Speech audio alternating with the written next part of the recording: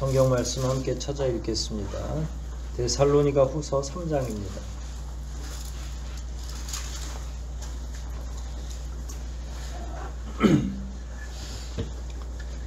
데살로니가 후서 3장 6절부터 12절까지 말씀 함께 읽겠습니다.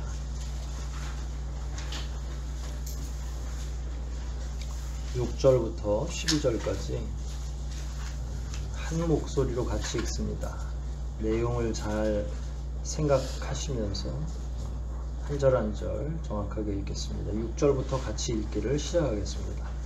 형제들아, 우리 주 예수 그리스도의 이름으로 너희를 명하노니 규모 없이 행하고 우리에게 받은 유전대로 행하지 아니하는 모든 형제에게서 떠나라.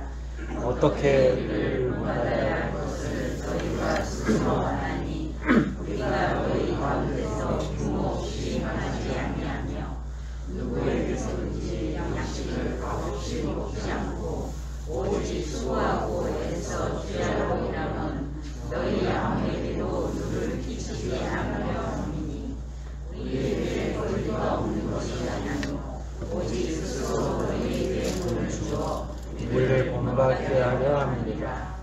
우리가 너희와 함께 있을 때에도 너희에게 명하기를 누구든지 일하기 싫어하거든 먹지도 말라 하였더니 우리가 들은즉 너희와 함께 규모 없이 행하여 도무지 일하지 아니하고 일만 만드는 자들이 있다 하니 이런 자들에게 우리가 명하고 주 예수 그리스도 안에서 원하기를 조용히 일하라.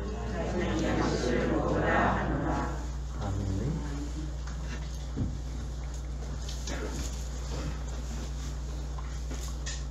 10절 마지막 보면 일하기 싫어하거든 먹지도 말라. 이거 말씀 많이 들어보셨죠? 사실은 이 제목으로 설교를 많이 합니다. 목회자들은. 왜냐면 제목 자체가 자극적이잖아요. 일하기 싫으면 먹지도 말라. 성도들은 아멘하고 화답하지 않습니다. 왜냐면 지킬 자신이 없기 때문에 이런 말씀, 불리한 말씀이 오면 아멘하지 않아요. 아멘하면은 이게 무슨 뜻이에요? 네, 그렇게 하겠습니다 라는 말이잖아요.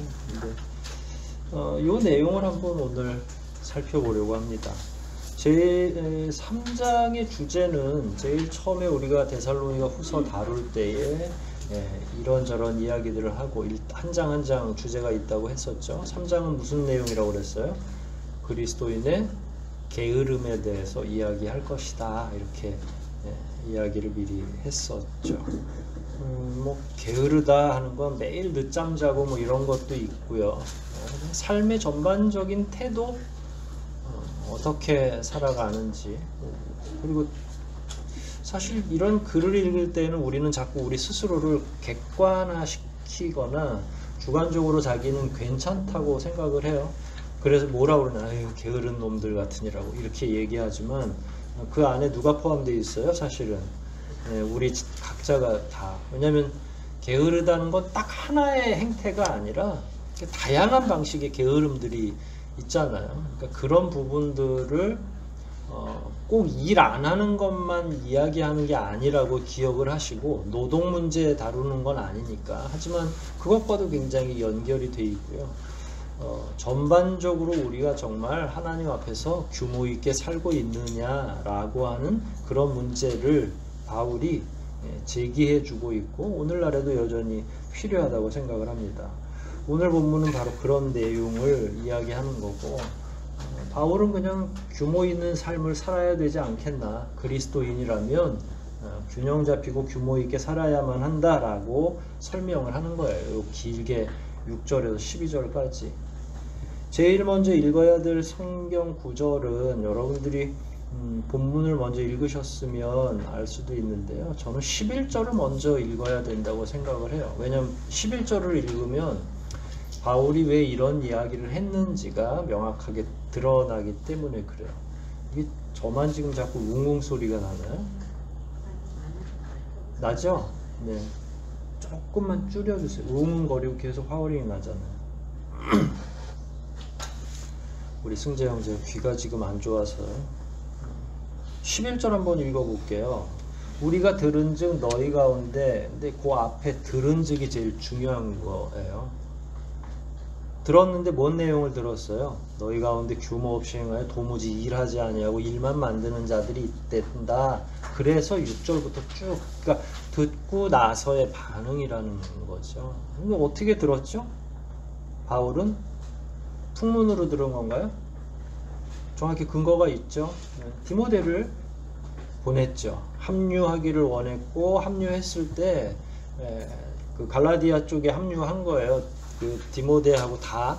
그래서 아무래도 데살로니가에 한번 사람이 좀 갔다 왔으면 좋겠어 하고 누구를 보낸 거예요? 디모데 일행을 또 글로 보낸 거죠. 그래서 디모데가 열심히 가가지고 이런저런 유력자들도 만나고 그 교회 사람들에 대해서, 그건 지난주도 한번 이야기했죠. 그 사람들이 어떻게, 교인들이 어떻게 살아가고 있는지 주변 사람들한테 탐문을 한 거죠. 근데 바울이 이제 디모데의 설명을 쭉 듣는데 디모데가 깜짝 놀랄 이야기를 한 거예요. 어떤 얘기를 한 거예요? 그게 11절 내용이라니까요. 일은 잘 안 하고 이제 언어를 되게 재미있게 만든 거예요. 일은 안 하고 일만 만들어내는 사람들. 근데 어느 교회든지 다 이런 분들이 있죠. 일은 다 하세요. 근데 일을 잘 만드는 분들, 그래서 목사로 하여금 끊임없이 자기 사명을 되짚어보게 하는 분들이 계시긴 하죠. 내가 죄가 많은가 보다 이렇게 생각을, 왜냐하면 이제 교인들이 끊임없이 목사로 하여금 기도하게 하는 그 일들을 막 만들어내는. 우리 교회는 제가 제일 문제고 여러분들 같은 경우는 되게 안정적이라서 진짜로 그렇게 속색이는 교인이 없어서 저는 하나님께 늘 감사를 하고 있긴 합니다. 근데 바울은 아무튼 그 소식을 들은 거예요. 어떤 소식을 들었냐고요? 아까 말했죠. 일은 안 하면서 일만 만드는 사람. 본문에 그 이름이 나옵니까? 안 나옵니까? 본문에 어디에도 사실은 나오지 않죠. 근데 진짜 이름을 몰랐을까요? 알았을까요? 상상해 보건대. 디모데가 가가지고 여러 가지 탐문하고 사람들로 하여금 이렇게 이런저런 소식을 들었을 때에, 그러게 그때 바울 선생님이 가르칠 때 그 오른쪽에 늘 앉아서 졸던 친구 있잖아요. 그 이름이 누구누구 이렇게 해서, 제가 상상할 땐 분명히 이름을 충분히 알았을 거고, 교인이 그 당시에 뭐 드글드글 해가지고 뭐 200명씩 되는 것도 아니고, 요 정도 된다 그러면, 그리고 지혜로운 사람 이름도 잘 기억이 나지만 지혜롭지 않은 사람 이름도, 왜냐면 이게 문제가 발생하면 교회 공동체가 큰 혼란에 빠지니까 바울 입장에서는 그런 사람들이 기억에 나거든요. 그런데 디모데가 와서 사실은 설명을 했을 때 그게 혹시 누구 아니더냐 이렇게 이야기할 수 있는 거죠. 하지만 누구인지 우리 독자들은 잘 몰라요. 근데 이제 왜 여기다 이름을 거론하지 않았는가 생각해 보면, 규모 있게 살아야 된다, 일하지 않으면 먹지도 말라는 건 꼭 그 사람들만, 지금 문제를 야기하고 있는 사람들만을 위한 교훈이 아니라 누구나 다 들어야 될 교훈이기 때문에, 몇몇 특정한 사람들한테 하면 나는 아니니까 괜찮아 이렇게 생각하기가 쉽겠죠. 그래서 오히려 보편적으로 그리스도인이라면 이렇게 살아야 되지 않겠나라는 전반적인 내용을 이야기하기 위해서 이야기한 거죠. 그들의 특징은 방금 전 우리 11절에서 읽은 것처럼 일은 안 하고 일만 만들어낸다. 바울이 위트 있게 그 이야기를 했죠. 그리고 6절로 이렇게 돌아와 보면 다시, 우리 주 예수 그리스도 이름으로 너희를 명하노니 규모 없이 행하고 또 우리에게 받은 전통, 교회 전통은 행하지 않는 자들이 있다더라. 이게 일만 하고 일은 안 하고 일을 만들어내는 자들하고 사실은 동의한 내용이에요. 그러니까 그 사람들의 특징은 여기에 같이 나와 있는 거죠. 규모 없이는 쉬운 성경에서 이렇게 다시 번역해 보면 제멋대로라고 하는 거예요. 왜냐하면 6절에서 나와 있는 것처럼 바울의 일행이 가르쳤던 유전대로 행하지 않는 거예요. 유전이라고 하는 거는 성경에 뭐 장로의 유전도 있고 모세의 유전도 있고 이런 말이 나오는데 전통이라는 말이에요. 그러니까 종교적 전통이나 선생이 가르친 일이라면 거의 생명 걸고 지켜야 되는데 도대체 내가 너희들한테 가르쳤던 것에 대해서 몇몇 사람들은 보란듯이 지키지 않고 있구나 라고 바울이 6절에서 얘기한 거죠. 일은 많이 만들면서 도대체 선생이 이야기한 건 들으려고 하지도 않는다라는 거. 우리들 입장에서는 아이고 뭐 선생이 얘기한다고 다 듣나 그렇지만 이 당시에 스승이라고 하는 건 우리가 생각하는 그 스승 이상이에요. 그러니까 뭐 예수님 다음이라고 생각하는 게 좀 쉽게 이해하자면 뭐 그렇게 나누지는 않지만 굳이 이야기한다면 바울이나 베드로나 이런 분들이 이야기를 하면 그냥 예수님이 가르쳐 준 걸 내용으로 삼아서 얘기하는 거니까 그냥 그건 누구 얘기라고 생각하냐면 예수님 말씀이라고 생각하는 거예요. 그럼 지켜야 돼요? 안 지켜야 돼요? 당연히 지켜야 되죠. 그 정도의 권세가 있는 거예요. 선생들이. 하지만 이해하셔야 될 건 그 권세는 말씀의 권세에서 나오는 거죠. 그러니까 제자이기 때문에 무조건 권세가 있다는 게 아니라 항상 그 제자가 예수님에게 완벽하게 매여 있을 때에만 그 선생님을 향한 존경과 사랑과 신뢰 혹은 순종 이런 게 다 통용이 되는 거죠. 선생님이 자꾸 다른 말 하는데 이걸 따라갈 필요는 없죠. 그러니까 여기서 바울이 이 정도로 얘기한 건 자기는 아무튼 최선을 다해서 예수님을 모방하고 있고 그걸 얘기했는데 안 따라오면 이 사람들은 나를 안 따라와서 지금 바울이 화가 난 게 아니라 자기가 가르쳤던 예수의 복음을 안 따라왔기 때문에 마음이 상한 거예요. 그러면 이제 결국은 공동체도 와해가 되고 문제가 발생할 수가 있겠죠. 6절 다시 보면 우리에게서 받은 유전대로 행하지 아니하는 모든 형제에게서 떠나라 라고 말하죠. 떠나라는 건 되게 직설적인 표현이에요. 그 상관하지 말라는 거예요. 사실은 보통 기회를 여러 차례 줍니다. 근데 바로 상대하지 말라고 이야기한 까닭은 뭘까요? 상상력을 동원해 보면 아마 바울이 있을 때 몇 번 권면했던 것 같아요. 바울도 목자인데 한 번에 그 사람들이 조금 그런 반응을 보인다고 해서 그 사람들하고 상종도 하지 마 이렇게 편지를 보내는 건 목자로서도 그야말로 포용력이 없는 태도잖아요. 그럼에도 불구하고 상종하지 말라고 한 까닭은 바울이 있었을 때부터 계속 그 사람들을 권면했고 설득했고 이야기를 한 거죠. 예수님을 믿는 사람들은 그렇게 살면 안 됩니다 라고 이야기를 했던 거죠. 사실은 그런데도 불구하고 사람들이 바울의 말을 귀담아 듣지 않고 바울이 떠나니까 아예 대놓고 더 일은 안 하고 빈들빈들 놀기도 하고 그래서 이런 부분들이 바울을 가슴 아프게 한 거죠. 그런데다가 오늘은 좀 종횡무진하는데 10절 한번 볼까요? 우리가 너희와 함께 있을 때에도 너희에게 명했지 않느냐. 아까 그게 이제 그 본문이에요. 일하기 싫거든 먹지도 말라고 얘기를 분명히 했잖아 라고 하는 거죠. 그러니까 이 바울이 딱 괜히 소문 듣고서 그 사람들하고 신경 쓰지 말고 상관하지도 마라 이게 아니라 바울이 계속 있을 때에도 뭘 강조한 거예요? 단순히 노동 안 하면 먹지 말라 이런 태도는 아니라고 말씀을 드렸죠. 뭐 사실은 어떤 분은 노동 못할 수도 있어요. 뭐 참여 못할 수도 있죠. 교회 공동체가 하는 일들에 각자가 가지고 있는 사정과 여건들이 허락하지 않으면 적극적으로 참여하기 어렵죠. 근데 바울이 그걸 모르겠어요. 알죠.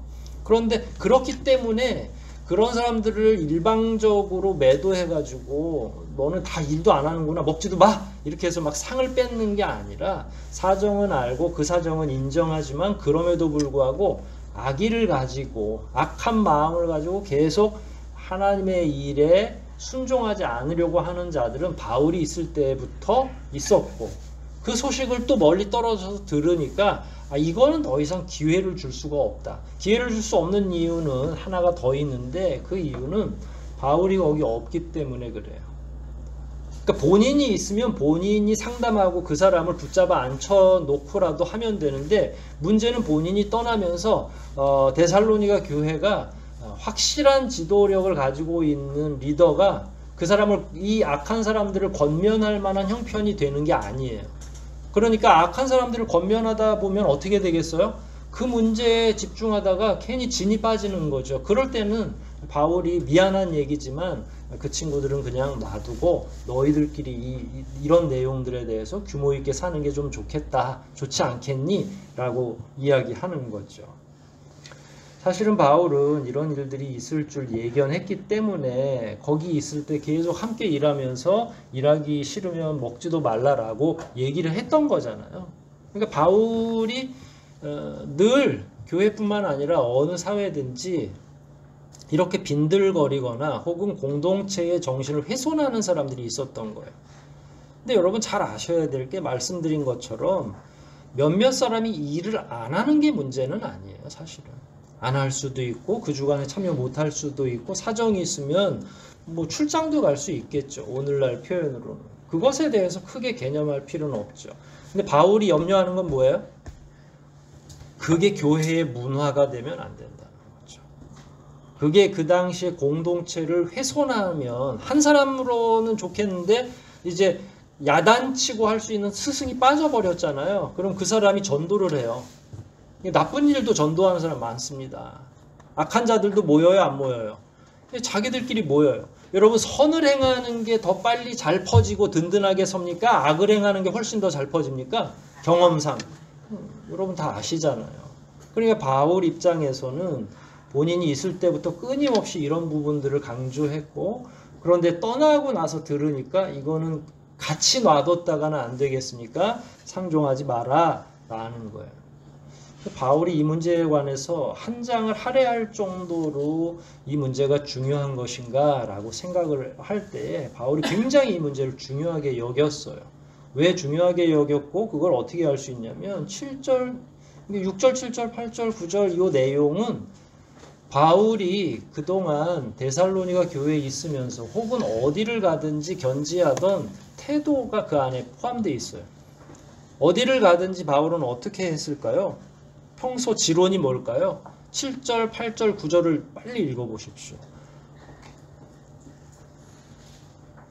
나는 너희들이 우리를 본받아야 하기를 원했어. 너희가 스스로 그거 다 알지 않니? 우리가 너희 가운데서 늘 규모 있게 행동했잖아. 또 누구에게서든지 양식을 값없이 먹지 않았어. 교인들한테 신세도 지지 않고 오직 수고하고 주야로 밤낮으로 일했어. 왜냐하면 너희 아무에게도 누를 끼치지 아니하려고 했기 때문에 그래.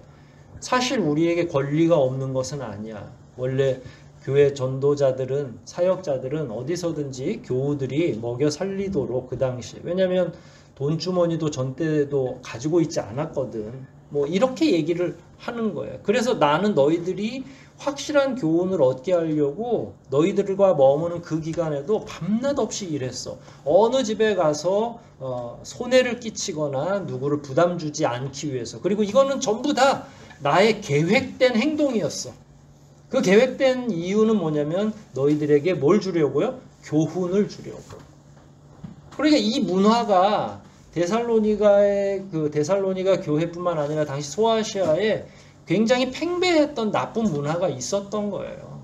그러니까 바울은 어디를 가든지 가능하면 스스로 일하는 모습을 계속 보여주기를 원했던 거죠. 그러니까 말로만 일하기 싫으면 먹지도 말라 이런 게 아니라 이건 결론이었던 거예요. 그런 과정 중에 바울은 일을 했느냐 그러면 다른 교인들도 그렇게 물을 수 있잖아요. 전양반은 맨날 설교만 저렇게 하지 실천이 없어. 이렇게 얘기할 수 있거든요.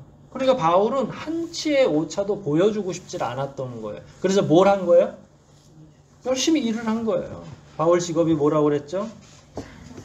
장막을 짓거나 수리하거나 텐트 수리하고, 예전엔 다 유목 생활을 하고 있으니까 지금처럼 무슨 콘크리트 건물이 있는 게 아니니까. 물론 돌로 만든 집도 있고 목재 주택도 있고 합니다만은 주로 텐트가 쉬운 거죠. 좀 몽골 사람들도 지금도 여전히 그런 텐트 치고 유목처럼 살고 있잖아요. 그래서 바울은 자기가 이런 태도로 계속 충분히 그런 권한은 있지만, 왜냐면 복음 전도하는 일에 집중해야지 맨날 나가가지고 밤낮 없이 일하다가는 또 말씀을 증거하지 못하잖아요. 그럼에도 불구하고 바울이 일했던 까닭은 이런 삶의 태도가 변하지 않으면 교회 공동체는 새로운 교회 공동체로서 존재할 수가 없다라는 걸 안 거예요. 그러니까 사실 이렇게 되면 바울은 몸도 마음도 너무나 지쳐가는 거죠. 원래 지역교회에서 바울을 책임져 줘도 충분하고 그건 지역교회가 갖는 의무였던 거죠. 그럼 복음사역자는 뭐만 하면 돼요? 최선을 다해서 말씀을 증거하면 되는 거죠. 하지만 바울은 스스로 일하는 걸 택한 거예요. 여러분들이 방금 말씀하신 것처럼 장막 수리하고 만드는 일에 집중한 거죠. 본문에 그 이유가 나오죠. 말씀한 것처럼요. 9절인가요? 우리에게 권리가 없는 게 아닌지 하지만 오직부터 읽어볼게요. 시작.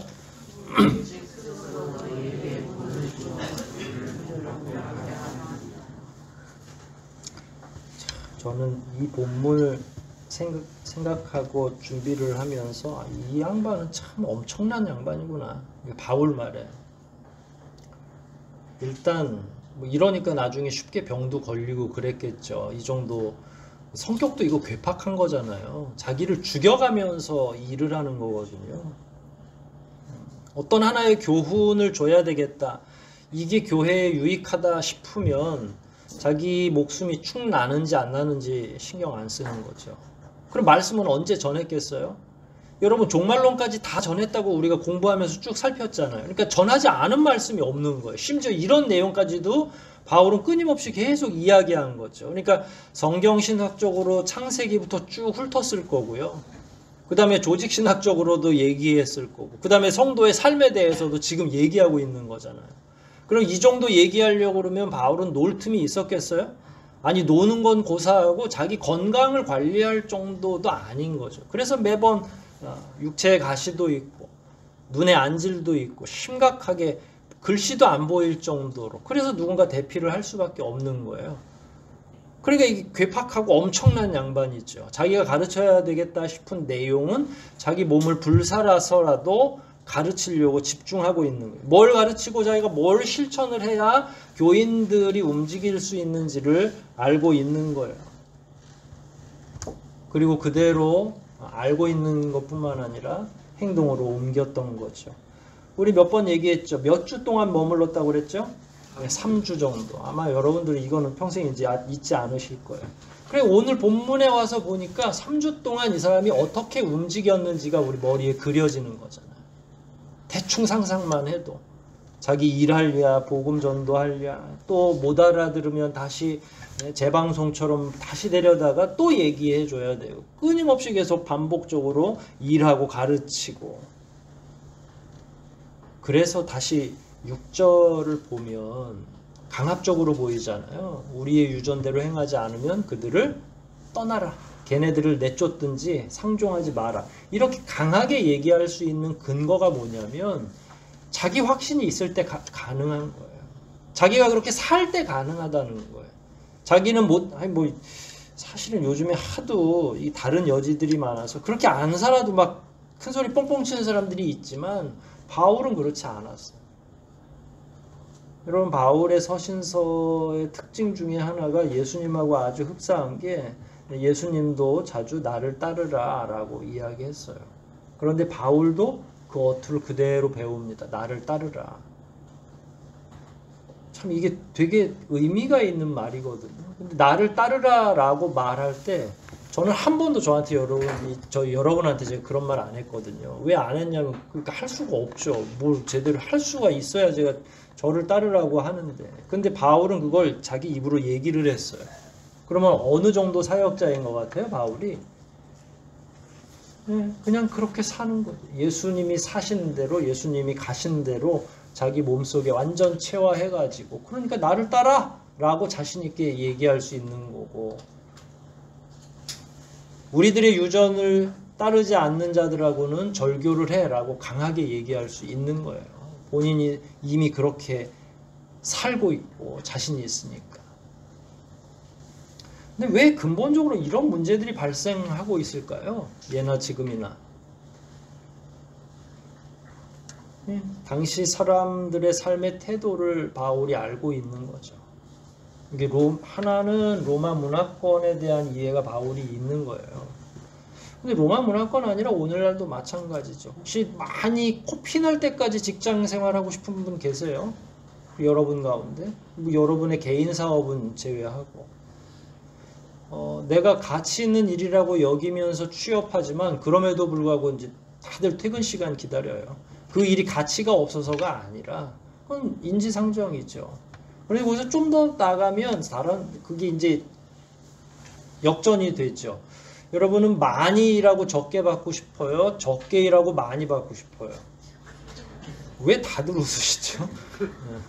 다들 원하는 게 비슷한가 보네. 조금 일하고 많이 벌고, 조금 일하고 많이 쉬고.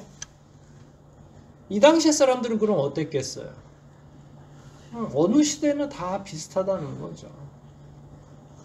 로마 문화 안에서는 쾌락적이거나 혹은 일은 적게 하면서 더 많이 누리기를 원하고, 어떤 사람들은 내가 좀 덜 먹더라도 더 많이 놀 거야 그러면서 배 두들기고 있는 거죠. 근데 그런 태도로 살던 사람들이 3주 동안 특강을 들어서 완전하게 변할 수 있는 확률은 어느 정도 될까요? 그리고 그렇게 무섭게 떠들고 막 있던 선생님이 가버리면 그걸 계속 유지할 수 있는 사람이 몇 명이나 될까요? 그런 문제들이 이제 교회 안에 나타나기 시작을 하는 거죠.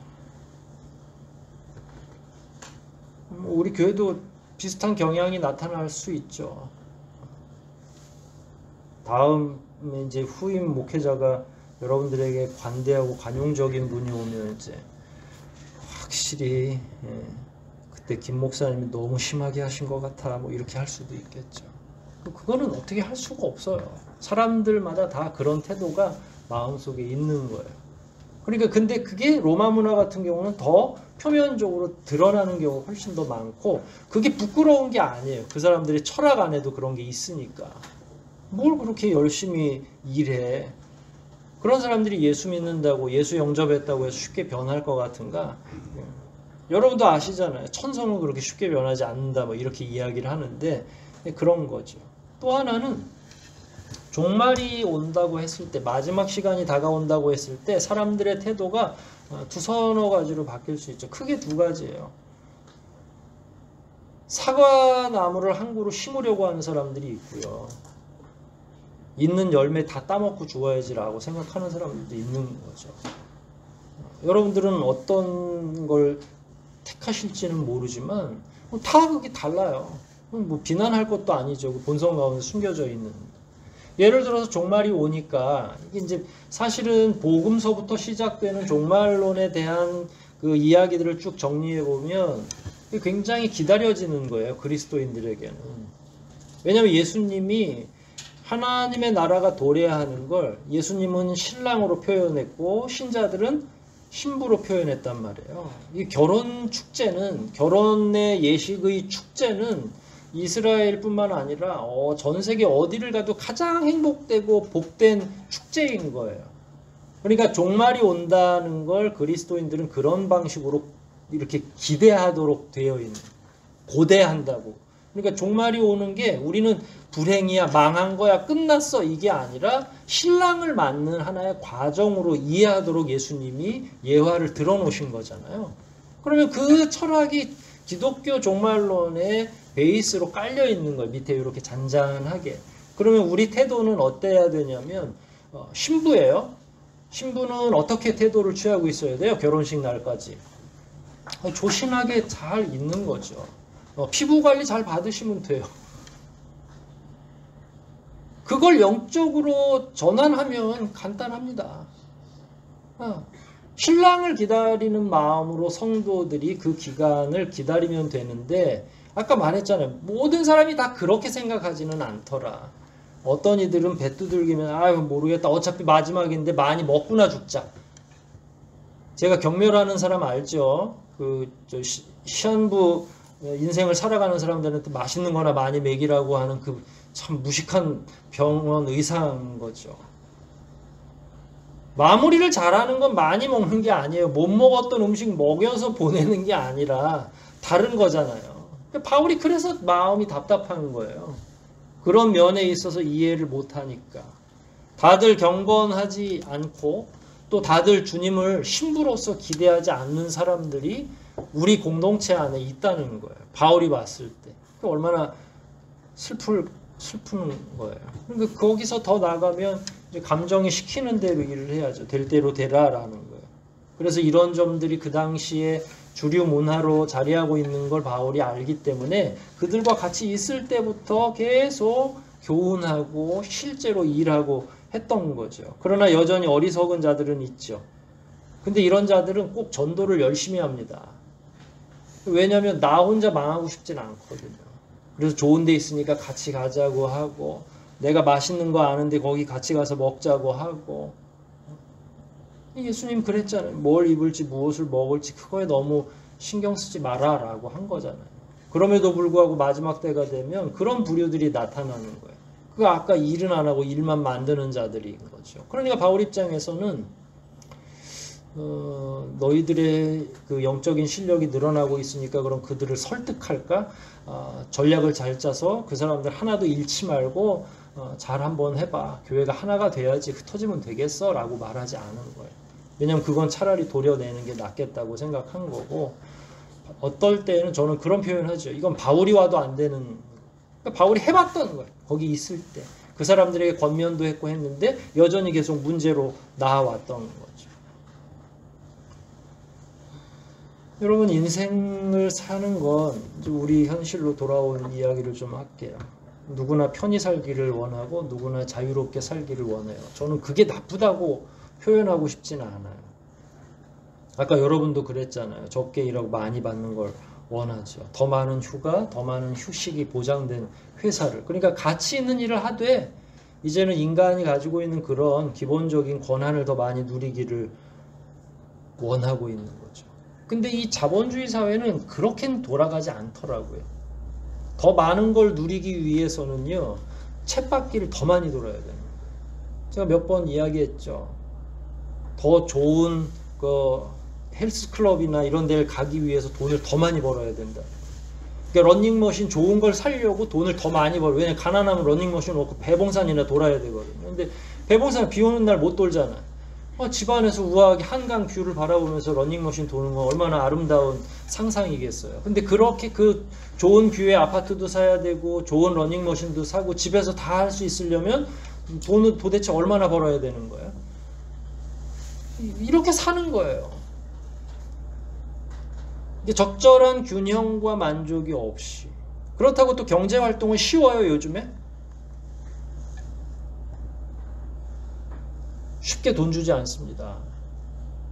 직급이 높아가면 높아갈수록 책임 양이, 총량이 엄청나게, 그래서 스트레스 받는 거예요. 과장쯤 되면 거의 막 회사에서 죽이려고 하죠. 그 성과는 한 번도 죽이려고 하는 것처럼 보이진 않지만 이 시대가 그러는 거예요. 그러면 쉼과 회복이 있습니까? 거의 불가능하죠. 바울은 지금 이 본문을 통해서 노동도 안 하고 놀고 먹으려고 하는 사람들만 경계하려고 얘기하는 게 아니에요. 일만 하라는 것도 아니죠. 쉬지 말라는 이야기도 아니에요. 사실 노동은 그리스도인들에게도 매우 신성하죠. 하나님이 내리신 징계 가운데 하나예요. 사실 노고와 산고는, 노동하는 것과 출산하는 일은 처음에 징계로 시작이 된 거죠. 그럼에도 불구하고 바울이 노동을 강조했던 이유는 뭘까요? 그렇지 않고 그 하나님이 만들어주신 일반 규칙을 자꾸 어기려고 하는 것 자체는, 그래 놓고서 또 범죄로 달려가는 건 하나님이 원하시는 일이 아니기 때문에 그런 거죠. 거기에서 균형을 필요로 하는 거예요. 사실은 영적인 균형도 그 가운데 필요한 거죠. 여기서 먹는 일, 일하는 일, 이런 것이 전부 다 육체만 의미한다고 생각하시면 안 돼요. 그래서 신자가 고민할 내용이 많은 거죠. 저는 이런 문제를 놓고 젊은 사람들이 교회에 오기 어렵겠다라는 생각을 합니다. 왜 그러냐면 젊은이들이 가지고 있는, 젊은 직장인들이 가지고 있는 고민하는 문제들을 오늘날 그리스도인들과 교회가 해결해 주지 못해요. 왜냐하면 전혀 다른 세상. 그러니까 목사님은 자꾸 뭐라고만 얘기를 해요. 이제 어렵다고 상담하잖아요. 예를 들어서 진영이가 목사님 저 학교에서 너무 어려워요 이렇게 상담. 네가 기도를 지금 게을리해서 그래. 너 자신을 돌아보고 기도를 더 열심히 해. 이제 그런 문제가 아닌데 사실은. 우리가 가지고 있는 해답은 그냥 무작정 기도하라는 거예요.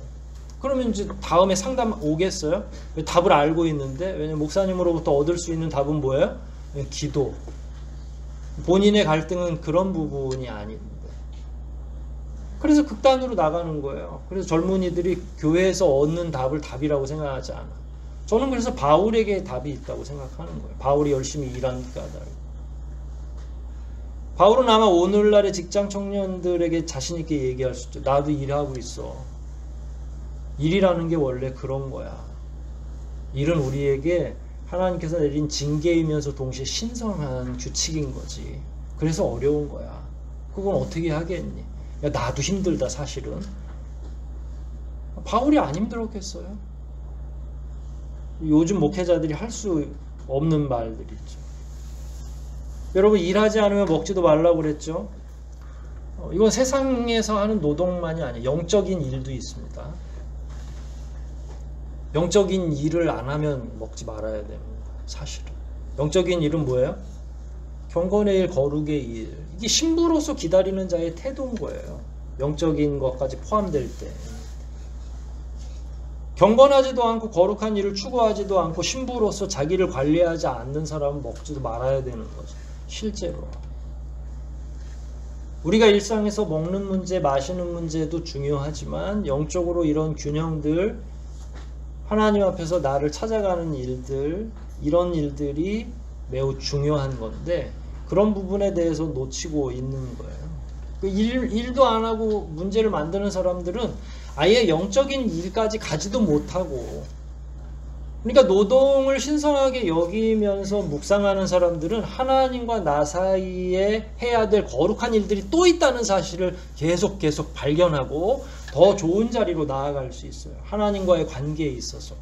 그러나 거기까지 들어가지 못하고 일도 하기 싫고, 노동도 하기 싫다는 거잖아요. 그걸 하나님이 부여한 신성한 의무라니까요. 일도 하기 싫고 놀고만 싶은 건 어떻게 보면 성경에 역행되는 거죠. 하지만 일만 하는 사람으로 하나님이 요구하진 않아요. 안식할 날을 주셨잖아요. 하나님과 대화할 수 있는 날. 그게 안식일이죠. 이제는 주 5일까지 주 5일 근무하고 주 2일을 쉴 수 있는 거잖아요. 안식일을 준비할 수 있는 기간까지도 우리에게 부여된 거잖아요. 그럼 이 시대의 그리스도인으로서, 일하는 그리스도인으로서는 여건은 되게 많이 좋아졌는데 사실은 묵상하는 게 약해지니까. 여러분들의 세상적인 일 열심히 저는 응원합니다. 다만 거기에 묵상하고 경건의 일이 같이 균형 있게 선행되어야만 조화로운 삶이 가능한 거고, 바울이 지금 마음 아파하는 이유 중에 하나는 바로 그런 일들이 일을 안 함으로써 뒤에 것까지 다 훼손되는 결과를 알고 있기 때문에. 우리는 그냥 하는 게 없습니다. 사실은. 요즘에 저 베스트셀러 중에 그냥 하지 말라는 책도 있는데 사유하라는 거, 생각하라는 거예요. 그럼 여러분들 스스로가 나는 왜 이 직장에 와 있지를 계속 고민해야 돼. 힘들어 죽겠어만 생각하는 게 아니라 하나님이 나를 왜 보내셨지? 라고. 궁극적으로 나는 그럼 이 일이 아니면 여러분 직업을 바꾸는 건 상관없어요. 뭘로 바꿔도 저는 비슷하다고 생각을 합니다. 직장을 바꿀 수도 있죠. 자기의 전공을 바꿀 수도 있어요. 하지만 우리는 죽을 때까지 부지런히 일할 의무를 가지고 있는 거예요. 근데 그렇게 일하는 사람만이 다음 단계로 넘어갈 수 있는 은혜를 하나님이 베풀어 주시는 거죠. 그게 꽉 막혀 있는 자들이 교회 안에서 공동체를 훼손하고 있는 거죠.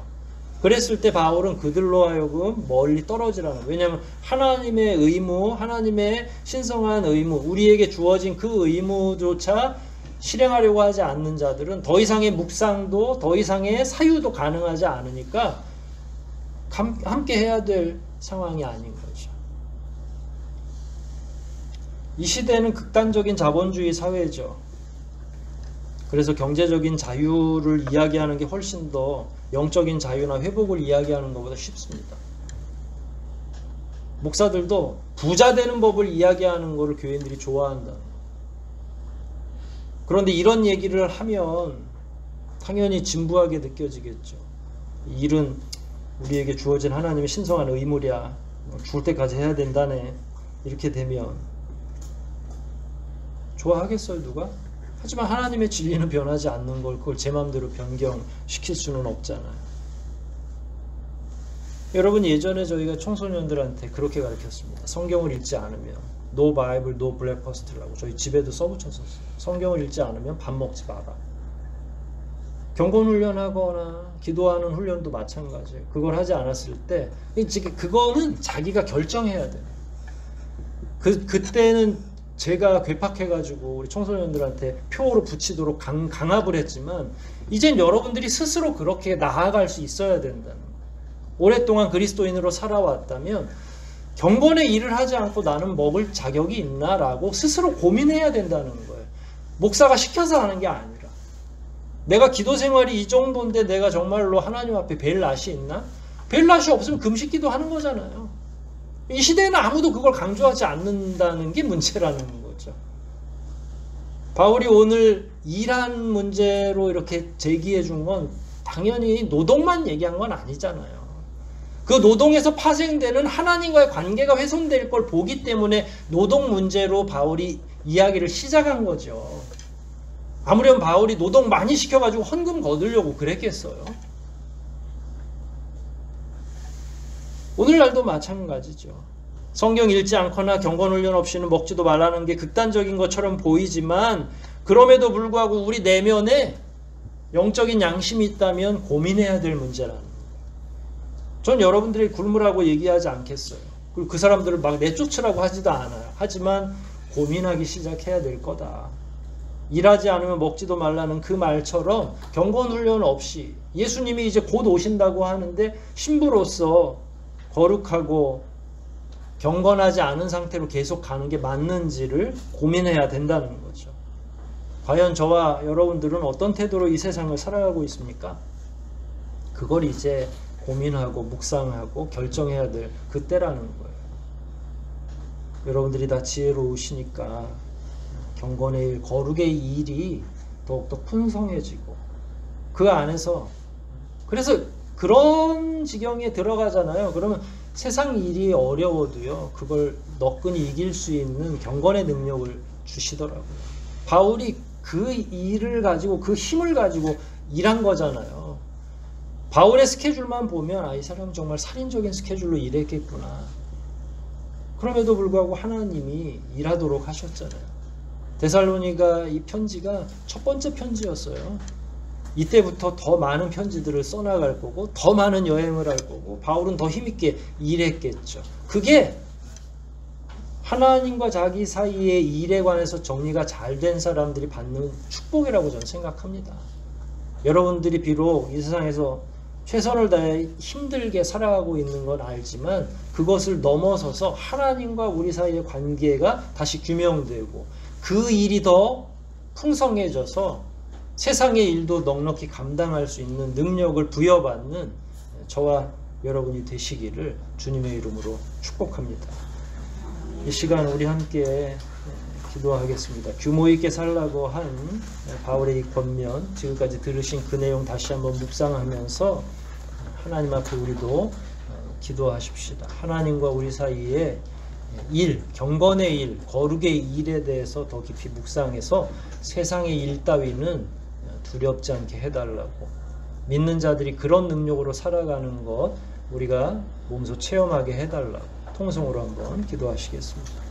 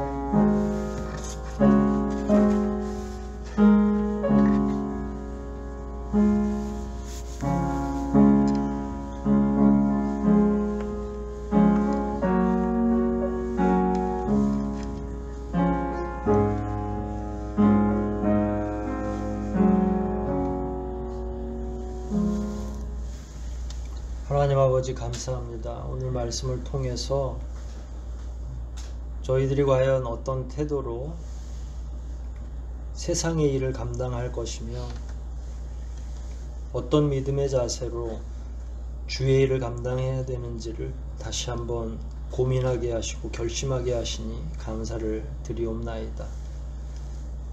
우리가 나름 삶의 현장에서나 교회 공동체 안에서 최선을 다한다고 하지만 여전히 신부로서 부족한 점이 많이 있사옵나이다. 연약하고 어리석은 저희들을 다시 한번 용서해 주시고 힘과 지혜로 또한 명철로 덧입혀 주시옵소서. 그리하여 마지막 때를 살아가는 그리스도인으로 바울이 권면한 것 이상으로 최선을 다해 주님의 일, 또 우리에게 맡겨진 신성한 노동의 의무 잘 감당하고 뿐만 아니라 하나님과 우리 사이에 평안의 안식, 회복의 안식을 더 깊이 있게 누릴 수 있는 우리 모두가 되게 복내려 주시옵소서. 모든 것 주님께 의탁하오며 우리를 구속하신 예수 그리스도 이름 받들어 감사하며 기도하옵나이다. 아멘.